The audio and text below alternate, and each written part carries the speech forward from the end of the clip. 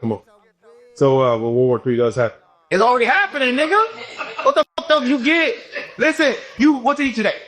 Some processed cereal. You got shot. You're at war. You got shot. And you laugh, it ain't funny. I believe. I eat that shit. I like Chick-fil-A. I like Chick-fil-A. Dead. That's a processed fake ass meat. Dead. Yeah. Everything. You at war. What's the thing when it's gonna start? You see your kids at school? Yeah, I do. War. You buy a house? You live in it? You live in it? You already lived in it? War. Boom. Shit. There's different levels though. Ain't no different levels to red alert, reds. Nah, not high at all times. It's always at war, game. You always losing. Listen, I swear to God, we at war. That World War they talked about, COVID was an attack. Everything is an attack. Your phone bill is an attack, nigga. The light bill is an attack. Nigga, you know the light bill attack when the light is in the solar system. It come from up there, and how the fuck they gonna capture it and sell it to me? Yeah. I mean, come on, gang. They capture that and sell it to me. Who the fuck they own it? Yeah. How the fuck they own that shit? How they get up there? How the fuck they gonna sell it to me? Yeah. How they gonna sell it to me? How they gonna sell me all this water and all the water fake? There's only one real water, and it's spring water, but it gotta be in a glass bottle. Because maybe the glass bottle is still fake. Yeah. So I'm saying all this fake, but how they determine to sell it to me when they don't own the shit they sell it?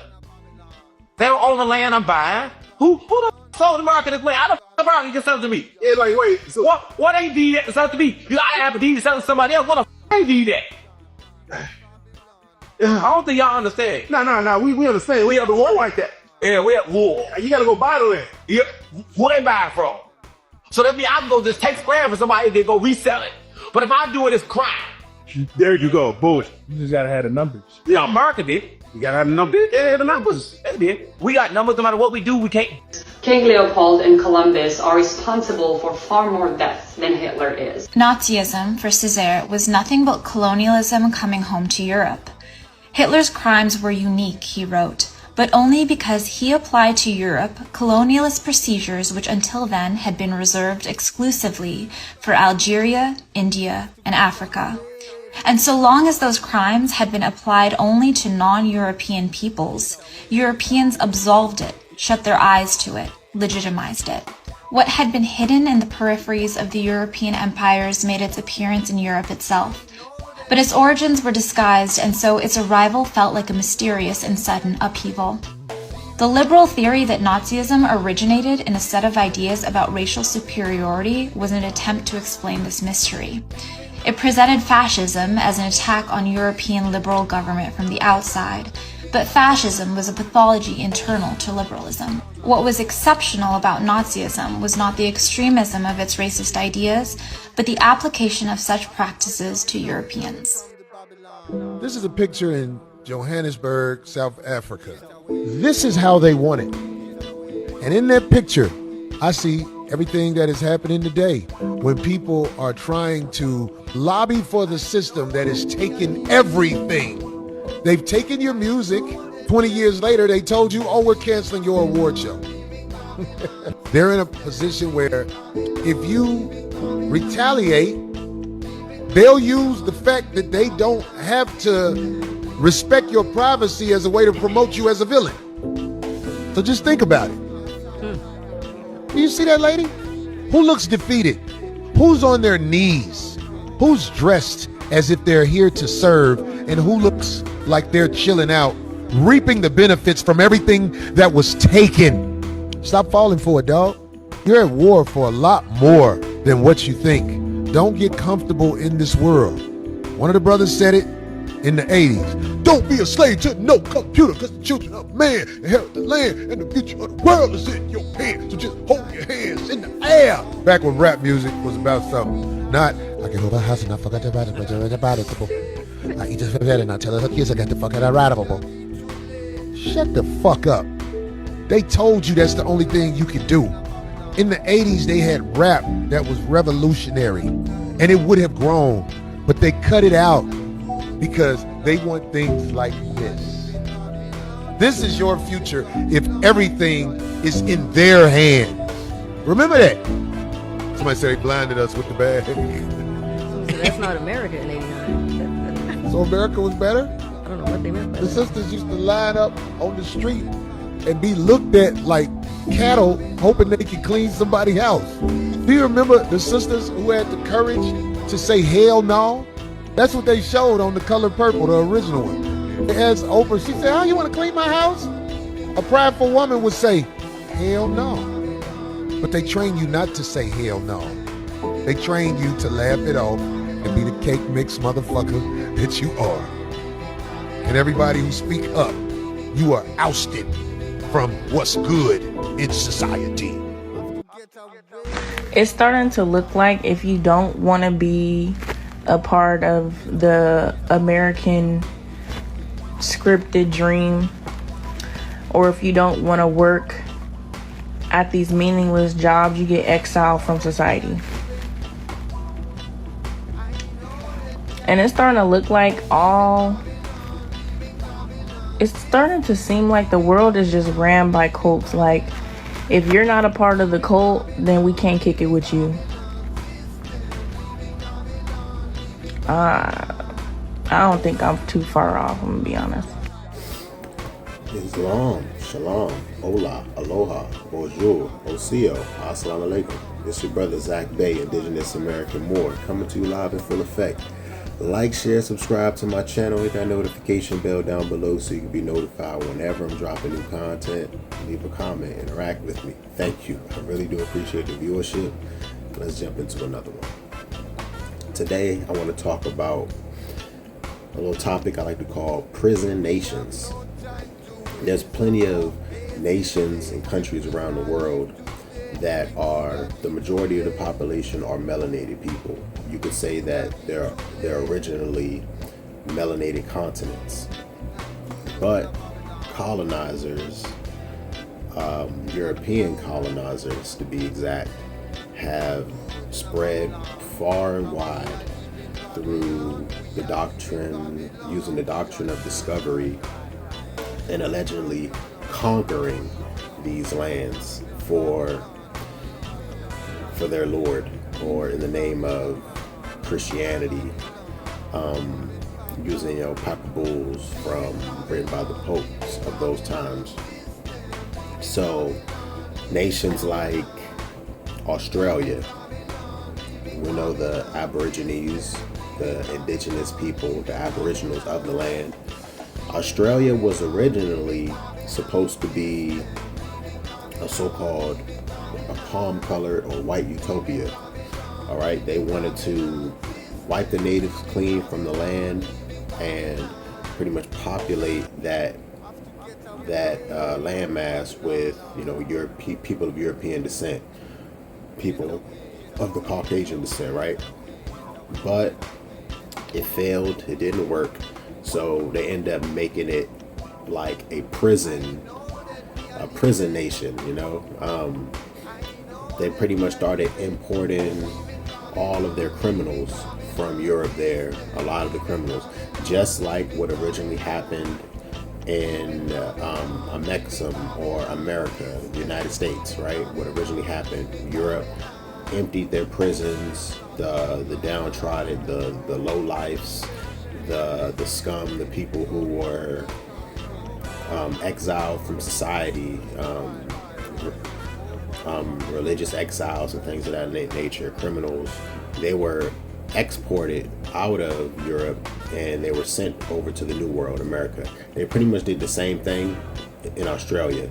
They emptied the prisons and shipped, mentally insane people, degenerates, scammers, criminals, all of them. They sent them to Australia to live, and then there were too many men, and so they started shipping women down there as well, Let me see, another nation like South Africa colonized, Afrikaners, speaking Afrikaans, taking the land from the indigenous people there and imposing their will upon them, taking the best parcels and portions of land for themselves to farm, and leaving the indigenous people with scraps, with nothing, with rocky land without good mineral resources and things of that nature, just pushing them out, right? Canada, same thing. The USA, same thing. Democratic Republic of Congo, same thing is going on right now. Nations are plundering their natural resources in order to build the technologies for European nations, right? Or even Eastern nations. Hindustan, India, same exact thing. The land was exploited by the British, taking the natural resources from the indigenous people there, and imposing a caste system. Right? You see how this trend is historically. It just keeps happening over and over, right? So, besides nations of melanated people being overran and colonized by Europeans and pretty much making it a prison nation, they enslave the indigenous people, the melanated population, and then they rule over the land in a systematic fashion, right? Compare that to nations of palm colored people, European nations. Like, compare the laws of a so-called prison nation, all right, one of these nations that has been colonized. Compare the laws of one of these nations to the laws of a nation that's primarily European descent, right? So I'm going to name a few here. Sweden, the Netherlands, Norway, Finland, Iceland, Denmark. Have you seen? You can look online and see some of the videos of the prisons. All right, you can look. They look like hotels. They're very, very humane to their prison population. They treat them like humans. They don't treat them like animals. They don't do human rights violations inside of their prison systems to their own people, right? Look up a Swedish prison. Look up a prison in Netherlands or Norway, Finland, Iceland. Look up how these places look and compare those laws. Compare the laws in the legal system to how it operates in a place where the original population was indigenous people or melanated people, right? Compare that to the laws here in the United States, where we have the largest prison population on the planet. More people are in prison and locked up now than at the height of slavery. All right? I'm just trying to, drive these points home. Let's see, injustices, unfair laws, longer sentences, fees, fines, and taxes, property laws. Come on. These social caste systems, classes, slave labor camps, facilities, and slums and ghettos are huge. Ghettos were first used in Nazi Germany, but then they were imitated here in the United States, all right? But just to be clear, Nazi Germany,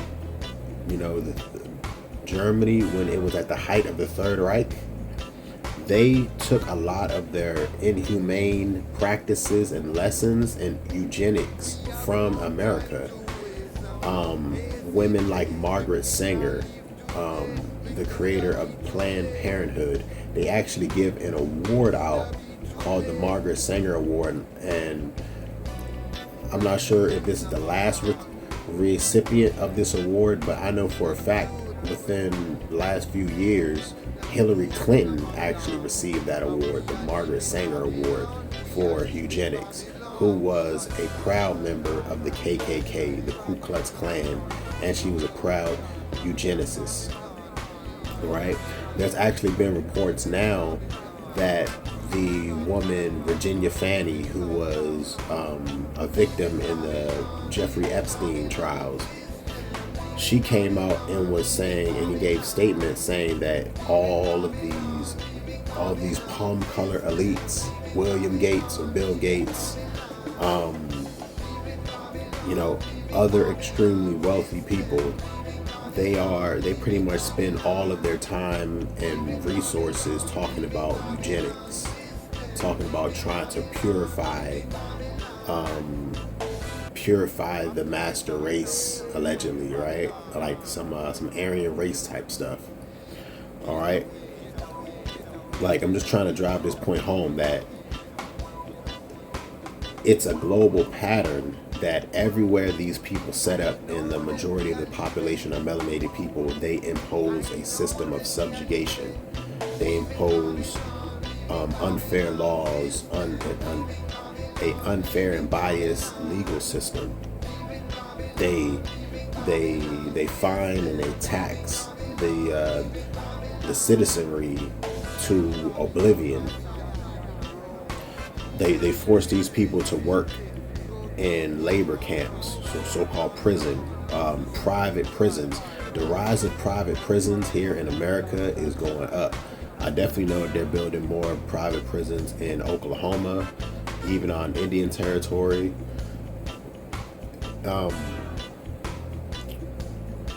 There's more plans for these smart cities. All right, I know for a fact that over there in California, where they had a lot of those wildfires, they are planning to build a smart city there. And also, I believe in North Carolina or South Carolina, where there was recently large fires over there, they also have plans. There's plans of smart cities there as well. So as you can see, that these people make plans years in advance, 50 to 100 years. They are laying the groundwork in order to make sure that their dark deeds succeed. All right. So hopefully you get the gist of what I'm saying here in this video, and it really resonates with you. I'm gonna play some videos, and some of these clips are going to help drive my point home. Once again, this is your brother Zach Bay, Indigenous American Moor. Hey, I'm trying to get you informed. Thank you for your viewership. Once again, peace. They know the system very well, okay? A lot of times they have all this money coming in the household, but somehow they always figure out a way to manage getting Section 8 or public assistance. Whatever services is available, trust me, the Jewish people are the first ones to find out about it. They're the first ones to utilize it. Actually, they're part of the mind control system that they use through television and the media. The higher ups. That right there is in a book called The Elders of the Protocols of Zion. That was in like 1898. They was talking about how the Jews will use TV and media and propaganda to control the world and take over the world. So little things like that just, oh man. Who wrote that book? It was a Russian who wrote that book too. Whoever's watching this, Elders of the Protocol of Zion, read it. It gives you an idea of the blueprint to take over the world. It is. They're implementing it right now. It's actually, when you read it, they say it's false. But when you read it, you see everything coming to light. It's really not anti-Semitic. It's not anti-Semitic. It's like people keep saying things and they really don't know what they're talking about. If somebody's telling the truth, if somebody's telling the truth about something, why does it have to be anti-Semitic? Because it's not in the Jewish people's favor. It's not anti-Semitic. It's just somebody being honest. Facts is what it is. Bottom line. There wasn't such a thing, it's like a bunch of people sitting together running the world, this is kind of bull. But you said that's bull. That is not true. This is like a false book. That's not as far as like a bunch of people sitting together running the world. The United Nations is a bunch of people sitting together running the world. So how could you say that's bull? Get to action. I don't care if you understand it, you don't understand it. I'm a warrior. I've been in head to head with these folks in corporate America. You know what I'm saying? Like when they ask the question, is there systemic racism? And nobody answers the question. I'm like, yo, no, hold on. This systemic racism, they trying to keep their foot on the neck up to my level, up to Jay-Z's level, up to LeBron's level. It's an illusion of inclusion by just a couple of us. So I could sit back here in the crib, but I'm not with it. I'm from that same block. I'm a frontliner. I'm with the smoke at any time, no matter where my address is at. We're in a war. This shit is not a fucking game. Everybody needs to wake up. I'm ringing the alarm. I'm having a start right now to organize and to come together, and so we could build our political army unapologetically for the things that matter to us. Do you believe there's a way to vote and support like your personal interests and the interests of your people as a whole? Yeah. See, when you at our Black Party, we love free-thinking, free-minded people and individuals. That's all we want in life, is to be able to be free and to be able to think as free as we want. But you have a responsibility to your people to ride on what they riding with for the betterment of the good of the whole overall tribe. We are a people that have been abused the most. And we got to start biting their legs off. You know, when they put their foot on our neck, we got to start biting that shit off. When they shooting us in the back, we got to start defending ourselves. You know what I'm saying? Because ain't nothing going to stop unless you stop it. It's black insanity. We have to get off of this. We have to wake up and see what's going on. The world is watching. Because it's such an easy conversation to have. Telling me we watched the Hunger Games and we understood the resistance, we sided with the resistance. So you're telling me we watched Avatar: The Last Airbender, literally watched an entire imperial empire wipe out an entire race of people because of their background and their culture, and they try to do it to multiple different people, basically just to seize power and control, and we understood the assignment. They wiped out, ethnic cleanse, genocide, everything, understood the assignment. They're bad. We watched The Matrix, understood the assignment, joined the resistance. We watched Star Wars. Our parents watched Star Wars, understood the assignment, joined the resistance, understood Luke 100%. 100%. We knew the Empire was bad. They were bad. No brainer. Blowing up freaking shit for no damn reason. Oh, because they were a threat and had resources that they wanted to take. Cool. Understood it completely. So when it's fiction, it's ABC, 1, 2, 3. We understand completely. There is no ifs, ands, or buts. There's no debates, no nothing. Now, when it's in real life and happening to real people, all of a sudden we lose brain cells.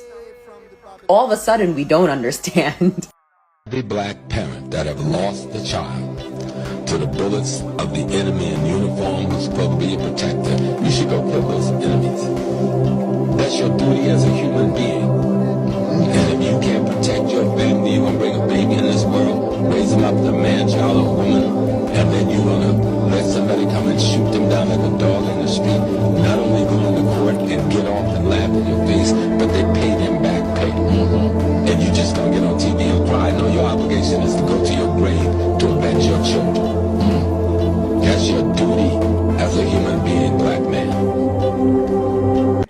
Robbie, do you know that the city of Chicago doesn't even own the meters in the city? Wait, are you kidding me?